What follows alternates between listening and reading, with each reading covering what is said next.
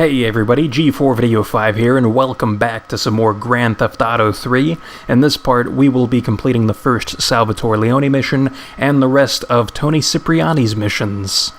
Me and the fellas need to talk business, so you're gonna look after my girl for the evening. Hey, Maria! Move your butt! Dumb broad does this every time. And here she is, the one and only Queen of Sheba. What were you doing up there? Whatever it was, I bet it cost me money. Well, you don't think I hang around here for the conversation, do you? Get in the car and keep your big mouth shut. Take the limo, but bring it back in one piece, you hear me? And watch her. She can be trouble. Yeah.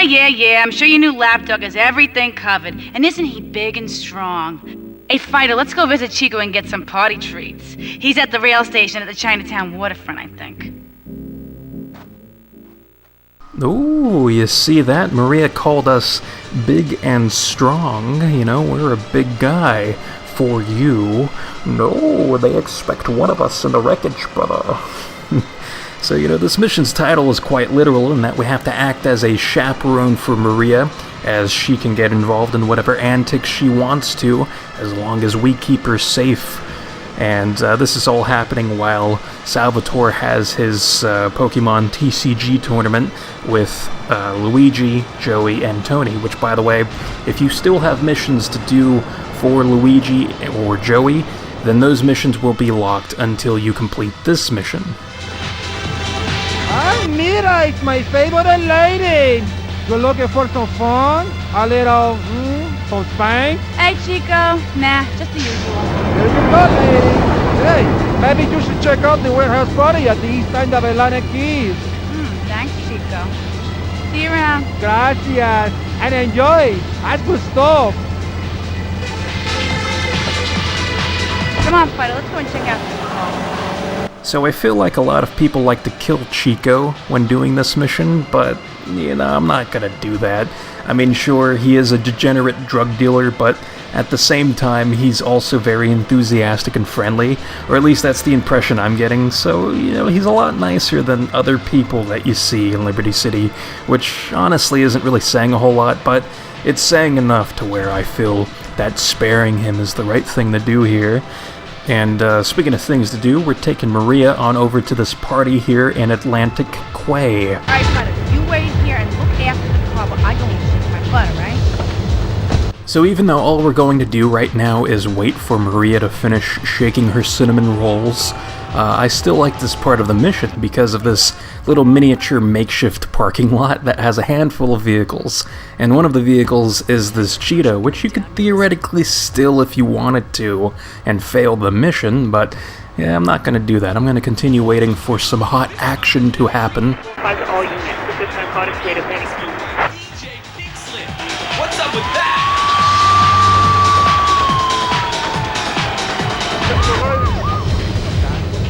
Uh-oh, looks like the police are here, so we gotta be a little patient before we take off, because Maria is going to be the 9th person to exit the building, but once she's in the vehicle, we can head on back to Salvatore's. Here, Fighter, come on, let's get out of here!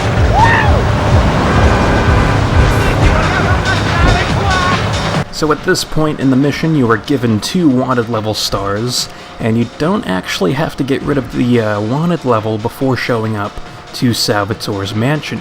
You could just show up as you are, or if you even get a bit more wild during this sequence, with a higher wanted level, but we're not going to do that. We're going to try to cut down on this wanted level because you can see that we have these police cars chasing after us and trying to ram us off the road. And that's something that makes this mission a bit annoying because when you're trying to go up these hilly sections of St. Mark's to get to the mansion, it's a bit difficult when you have police cruisers ramming into you. And hey, it's that cheetah from earlier. And hey, he ran over somebody, and we ran over somebody, so it's like we were meant for each other. But, you know, you get the idea. It's something to make it easier for us by collecting that police bribe.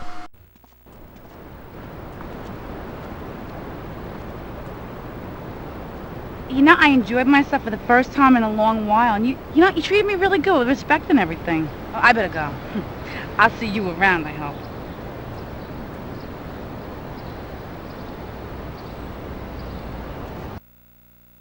You know, there's something I've always enjoyed about missions that change the radio to a certain radio station, because this was one of them, where when we first got into the limousine and we were pulling out of Salvatore's garage, Rise FM was turned on, and I don't know, I just really, really like that. It adds to the high-octane atmosphere if you keep it on that station for the entire mission. But anyways, that completes Salvatore's missions for right now. We're gonna go back to Toni's missions.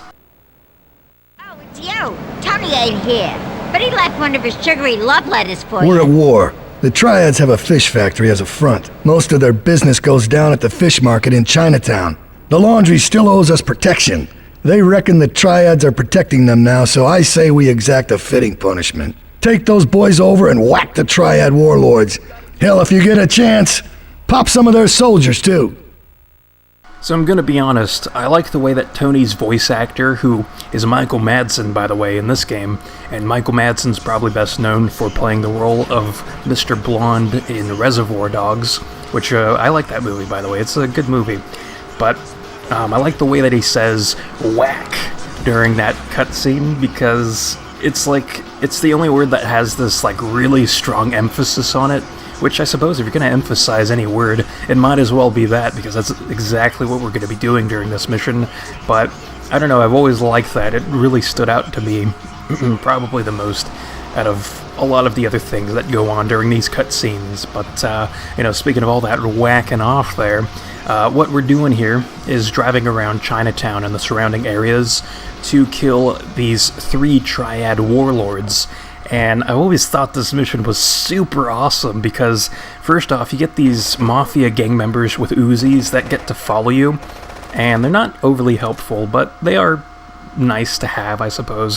Which, by the way, speaking of nice to have, I'm finally using that AK-47 that we picked up a while ago to kill that first warlord, because the way you're, I guess, supposed to reach that warlord is by stealing a Triad fish van and entering that complex, as the gate to the complex only opens for those Triad fish vans that they drive. So if you get on top of that hill, then you're able to look into the compound and shoot the warlord that way by using something like an AK-47.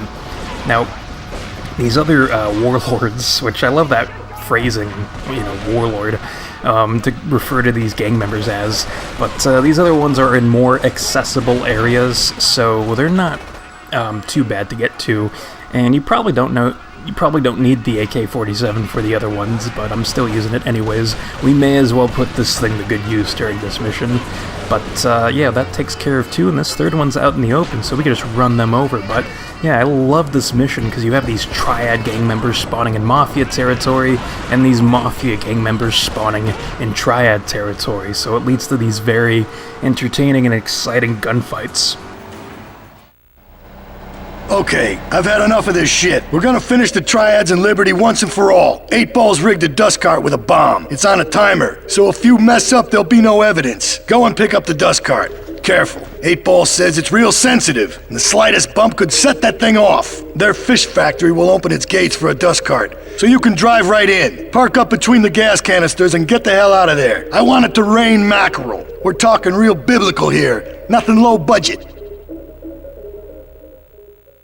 Even though this game doesn't have the most fleshed out dialogue or story compared to other Grand Theft Auto games that were released after this one, this game still has its moments, and that final line that Toni has, which is a great send-off for him, by the way, since this is the final Toni Cipriani mission in this game, but he has the line where he says, we're talking real biblical here, nothing low budget. I mean, just the delivery of it is fantastic. And speaking of the dialogue in that cutscene, he throws out the term dust cart a couple times, and I know I've never heard that term before outside of this game. And after looking it up a little while ago, I found out that it was a regional term that people from the UK would refer to a garbage truck as. So it's really interesting, I like learning about that type of stuff, hearing about what types of terms or phrases people use to refer to things that I might refer to them as something different. So, since Rockstar is based in the UK, it makes sense that they would include a couple terms and phrases here and there for certain things in their writing. So, I don't know, I just think that's really cool stuff. But anyways, this mission is pretty cool too, in that we are taking this garbage truck, or trash master, on over to the Triad fish factory that we saw in the previous mission, and we're basically gonna blow up the fish factory using this thing.